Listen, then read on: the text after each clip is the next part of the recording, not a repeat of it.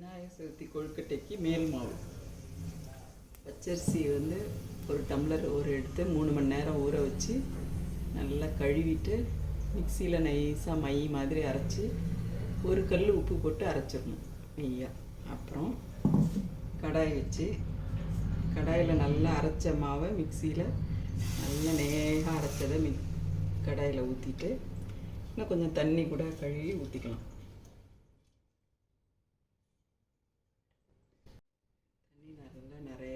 ஊற்றிருக்கு. இதில் ஒரு ட்ராப் நல்லெண்ணெய் ஊற்றிக்கலாம்.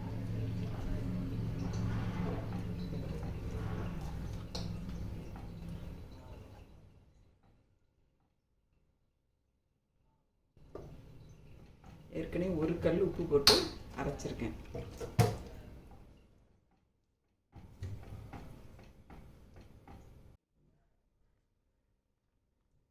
கைவிடாமல் கிண்டிக்கிட்டு இருக்கணும், கட்டி தட்டும்.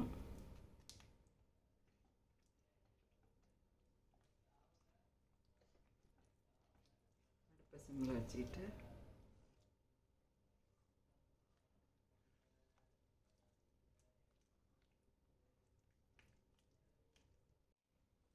நான்ஸ்டிக் கடாயில் வச்சுக்கிட்டிங்கன்னா ஈஸியாக இருக்கும். மாவு நல்லா சுருண்டு வந்துடும், கலர் மாறி வந்துடும், உங்களுக்கே தெரியும். அது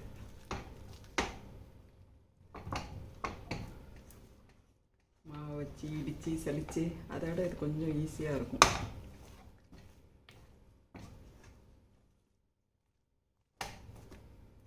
மாவு வெந்துட்டு அடுப்பு ஆஃப் பண்ணிடணும்.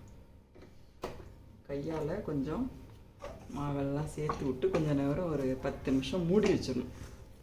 மாவெல்லாம் சேர்த்து விட்டுட்டு ஒரு மூடி போட்டு டைட்டாக 10 நிமிஷம் அப்படியே மூடிடணும். அப்படியே டைட்டாக மூடி வச்சுருங்க, மாவை டிஸ்டர்ப் பண்ணாமல். அப்புறம் பார்ப்போம். ஒரு உருண்டை மாவு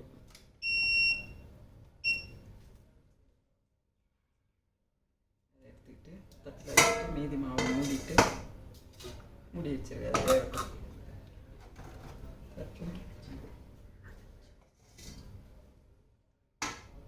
தட்டில் கொஞ்சம் நல்லெண்ணெய் ஊற்றிட்டு மாவை போட்டு நல்லா பிசையணும்.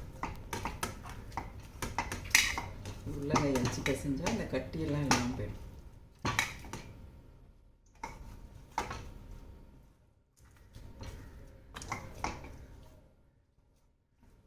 கொழுக்கட்டை சூப்பராக வரும். மேல் மாவு ரெடி ஆகிட்டு இப்போ கொழுக்கட்டை செய்யலாம். மாவு பார்த்தீங்கன்னாவே தெரியும், அப்படியே உடையாமல் இருக்கும். மாவு அப்படியே பிடிச்சி அப்படியே சுற்றிட்டே வர வேண்டியது. கொஞ்சம் நல்லெண்ணெய் தொட்டுட்டு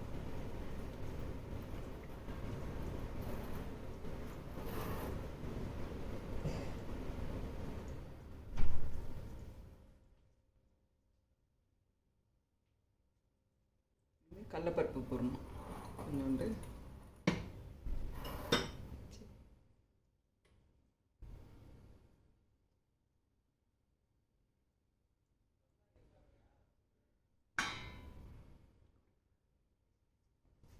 வைக்க போகிறேன்.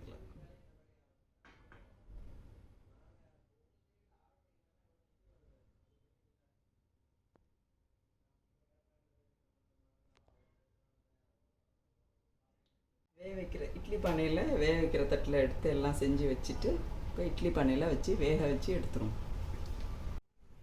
இட்லி பானை வச்சு செஞ்ச கொழுக்கட்டையெல்லாம் வச்சு வச்சு கரெக்டாக 5 நிமிஷம் வெந்தோடனே எடுத்து பார்ப்போம்.